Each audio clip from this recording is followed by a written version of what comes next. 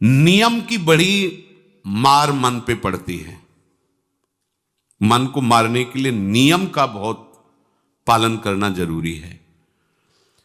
आप अपनी दिनचर्या ऐसी बनाएं, या गुरुजनों से जो पास हुई दिनचर्या है, आपके पास प्रातः काल से शयन काल तक 1 मिनट भी खाली नहीं होना चाहिए। ये आप देख लो, जो अभी तक चर्चा हुई वो पूरे संसार में दोष दृष्टि करके भोगों के प्रति या प्रभु पे महत्व बुद्धि करके छोड़ दो, राग छोड़ो। वास्तविक कहीं सुख नहीं है। आप लोग देख लीजिए, विवेक से देख लीजिए, अभी तक सब वही करते रहे हो जन्म जन्मांतर। अब हमको मन की ये जो बलवान वृत्ति है, प्रमथन स्वभाव वाली वृत्ति है, इस पर अंकुश करना है। कैसे करना है? प्रातः काल जगने से लेकर शयन तक 1 मिनट भी आपका खाली नहीं होना चाहिए, आपकी दिनचर्या में होना चाहिए। नियमित दिनचर्या बनवा लीजिए या बना लीजिए अपने बड़ों से, अपने पूज्यजनों से पास हमारी ये दिनचर्या, जीवन में उसका उल्लंघन नहीं होना चाहिए। ऐसी दिनचर्या नहीं, कागज वाली दिनचर्या नहीं, आपकी वास्तविक दिनचर्या जो है वही होनी चाहिए। जिस समय जो आदेश हुआ है कार्य का, आपको उसी समय वही कार्य करना है। इससे मन तुम्हारा मरेगा, मन के अनुसार। यहां क्या है कि रोज सुनते, आज नहीं सुनेंगे सत्संग, क्या है सुबह तक रोज वाणी पाठ में जाते, नहीं जाएंगे 6 बजे तक सो रहे हैं, शाम की रात्रि तक, या जैसा, ये ठीक नहीं। चलो आज ऐसा कर ले, नहीं ठीक नहीं, जो नियम दिया गया वैसे ही चलो। अगर नियम से चलोगे तो उससे लाभ क्या मिलेगा? एक तो परमानंद की तरफ बढ़ रहे हो, दूसरी बात आपका मन मरेगा। मन नियम से मरता है। इस मन का स्वभाव बदल जाएगा यदि आप नियमवर्ती बनोगे। नियमानुवर्तिता से मन आपके अधीन होगा। नियम बनाओ आप। नियम अगर आपने नहीं बनाया तो परमार्थ की चढ़ाई पर नहीं चढ़ सकते हो। परमार्थ में आज तक उसी को लाभ मिला है जो नियम से चला है। किसी ने पूछा किसी से कि क्या नियम है आपके, तो उनका हमारे संप्रदाय में तो नियम है ही नहीं। गजब की बात कह दी। यहां का जो नियम है वो प्रेम से शासित है। प्राण चले जाएं पर वो नियम छोड़ सकते हैं? देखो ना, मन क्रम वचन त्रिशुद्ध सकल मत, नियम नहीं है। जो अब कह रहे हैं उसी के अनुसार जीवन चलाना है। प्रियालाल के सुख का नियम, प्रियालाल के नाम जप का नियम। प्रियालाल हमारे यहां कोई नियम है नहीं, मतलब खाओ पियो पड़े रहो केवल ऐसे। आप समझो, समझ के बोलो, ऐसे किसी को मत बोलो। परमार्थ में आज तक जिसको भी लाभ मिला है नियम से चलने वाले को प्राप्त हुआ है। इष्ट आराधना में जो जो आपको नियम मिले हैं उनमें शिथिलता नहीं होनी चाहिए, और बहुत काल तक एक नियम में चलने वाले को सिद्धि प्राप्त हो जाती है। जिस स्थान पर, जिस आसन पर, जिस समय पर जो मंत्र जितना, वो नियम होना चाहिए। ऐसा नहीं कि आज 20 माला जप लिया तो कल 10 माला जप कर लिया तो 2 दिन जपा ही नहीं फिर आगे, ऐसे नहीं होता। एक नियमानुवर्तिता। 5 मिनट का भी अंतर आपके नियम में जब नहीं पड़ने लगेगा, नियमित नियत समय, यह संतों में देखा गया है। 6 बजे उठना, 6 बजे शयन, 6 बजे उनकी जो दिनचर्या, एक दिन अगर देख लो तो दूसरे दिन तुम कह सकते हो इस समय ये साधन कर रहे होंगे, क्योंकि उनका नियम है, वो वैसे ही मिलेंगे। बड़े बड़े महापुरुषों में देखा गया है। ये 2 बजे के जगने का समय तो मतलब जैसे लगभग विषयी पुरुष सब सोते हैं, ऐसे लगभग जो भगवत प्राप्ति की लगन वाले साधु 2 बजे जग जाते हैं सब। ये नहीं, कोई आश्चर्य की बात नहीं है। हमने देखा है गंगा के किनारे जैसे ब्रह्म 2 बजे शुरू हो जाता है, कुआं से जल अर्चना हो, सब दिनचर्या, गंगा नहाने के लिए फिर जाना, बाद में यहीं से स्नान करके फिर बाद में गंगा स्नान करने जाना। जो अनियमित साधन करता है, यद्यपि साधन अविनाशी, पर मन मरेगा नहीं, मन अधीन नहीं होगा, ध्यान रखना। अनियमित, नियमित,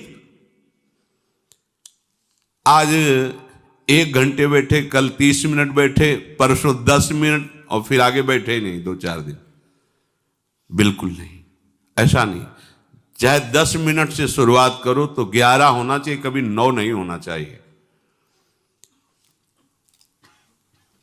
और बार बार दिनचर्या का परिवर्तन नहीं होना चाहिए, मंत्र का परिवर्तन नहीं होना चाहिए, नाम का परिवर्तन नहीं होना चाहिए। खाने पीने का, शयन का, जगने का बिल्कुल नियत समय होना चाहिए मन को वश में करने के लिए। ये जो लोग ने कि जब जहां जैसे आया चिड़िया की तरह चुनते रहते हैं, कुछ लोगों को तो देखा है, यहां तो थोड़ा शासन है। सत्संग में भी बोतल खोली, एक एक घूंट ऐसे थोड़ी थोड़ी देर पर, अरे मर थोड़ी जाओगे, अमृत बरस रहा है, भगवत चर्चा उसका पान करो। चिड़िया की तरह कभी ऐसे जेब में डाले, वो रंगीन पुड़ियों नहीं होती ऐसे थैली निकाला, भुजिया चवा, 2 पानी, ऐसे मर थोड़ी जाओगे। एक बार भोजन डाल दो, प्राण पोषण होता रहेगा, एक बार नहीं 2 बार से। इसके बाद ज्यादा ये नहीं होना चाहिए, थोड़ा ये पाया, थोड़ा वो पाया, थोड़ा प्रसाद में मिले प्रणाम कर लिया, जरा चख लिया, रख लिया, और जब प्रसाद पाएंगे तब पा लिया। बार बार खान पान से भजन में विक्षेप पहुंचता है। अगर मन को मारना है, भगवत प्राप्ति करना है, तो खान पान का समय, शयन का समय, शयन का समय मानो आप 9 बजे से 2 बजे तक, 9 बजे आप सैया पर होना चाहिए। 2 बजे आप सैया छोड़ ही दो, नींद आई हो या ना आई हो, इससे कोई मतलब नहीं। नियम सो नियम, यानी आज रात में नींद नहीं आई तो आज सो लेते नहीं, उठो तुरंत आपकी दिनचर्या। अपने लोगों ने अभ्यास जब किया ना, तो उसमें यह नहीं कि जग के विचार करना है कि उठना है। जेव ही घड़ी पर दृष्टि गई, आज तक भगवत कृपा से कभी अलार्म नहीं लगाया, बचपन से लेके अभी तक। मिले ही ले घड़ी तो अलार्म क्या लगाए, गग्गा के लिए घड़ी लेके कौन घड़ी देगा, गरीब किसानों के। एक समय निश्चित, 5-10 मिनट के अंतर की बात नहीं कहते, तुरंत वस्त्र हटाओ, तुरंत। ये नहीं कि ओढ़ के ध्यान करेंगे, वो ध्यान नहीं होगा, वो सो जाओगे। वो पहले अगर सर्दी के समय हटा दिया, ऐसे खुले बैठो, ठंडी लगेगी।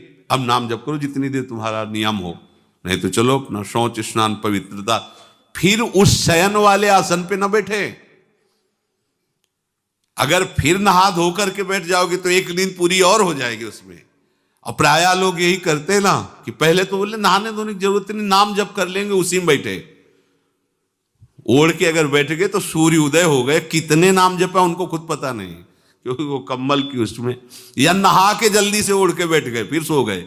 ऐसे साधना नहीं होती। स्नान करने के बाद फिर आसन में बैठ कर बहुत साधारण अवस्था, ऐसा नहीं कि खूब गरम गरम कम्बल ऐसे ओढ़, नहीं, ठंडी लगनी चाहिए, ऐसे शांत बैठ, आंख खुली। ध्यान नहीं करना चाहिए, आंतरिक ध्यान करो। आंख मूंद ली ना तो सुषुप्ति में पहुंच जाओगे। ध्यान पूर्वक ऐसे, जैसे चातक स्वाति की बूंद को निहारता है।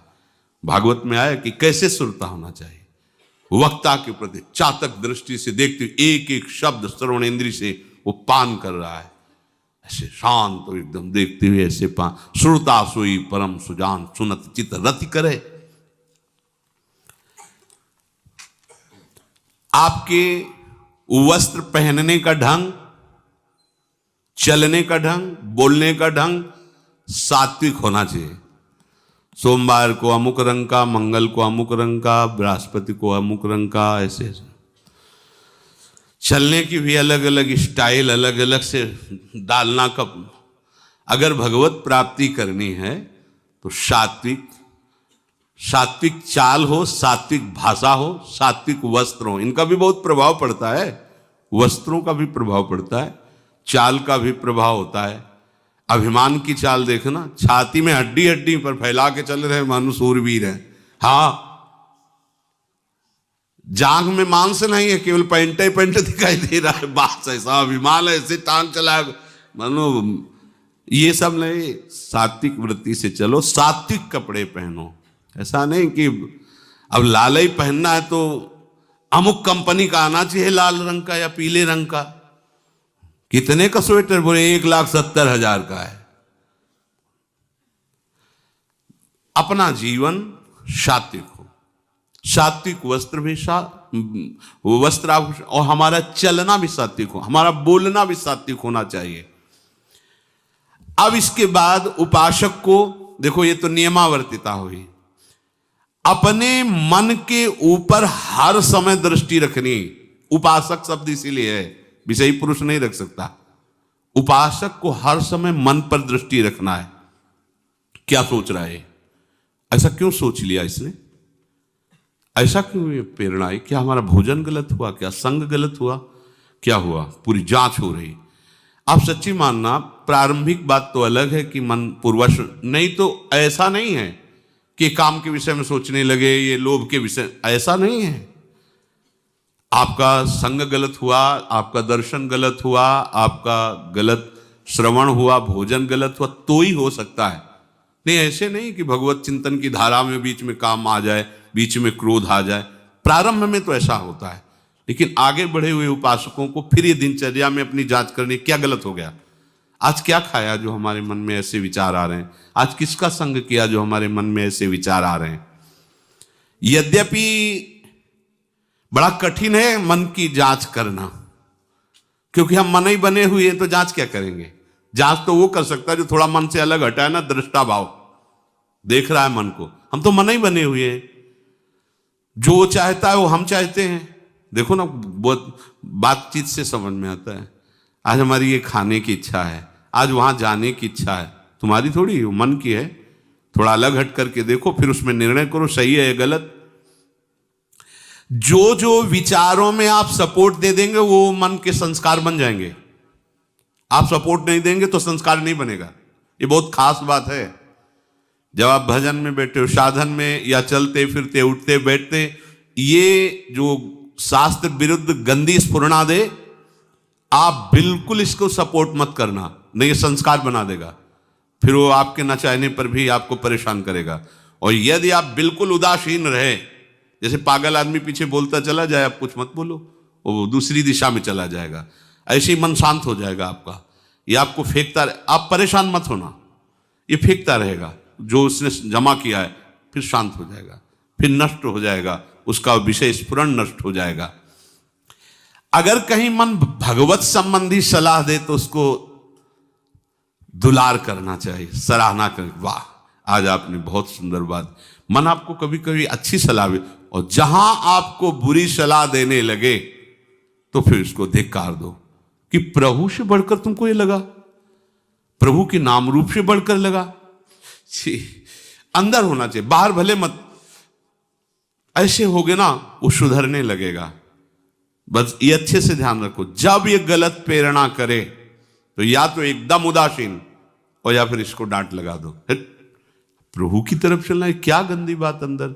नहीं नहीं, अभ्यास से मन असत कार्यों को छोड़कर भगवत कार्यों में लगने लगेगा।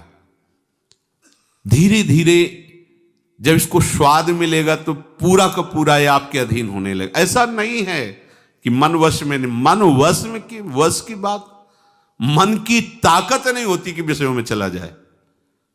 आप करके तो देखो भजन, नहीं ऐसा होता तो पूरा जीवन बर्बाद हो जाए। फिर वो मन ही वश में नहीं होता, फिर क्या? नहीं, ऐसा नहीं। पूरे जीवन को पढ़ा है। साधु की सबसे बड़ी पढ़ाई मन की होती है, वो मन को पढ़ता है।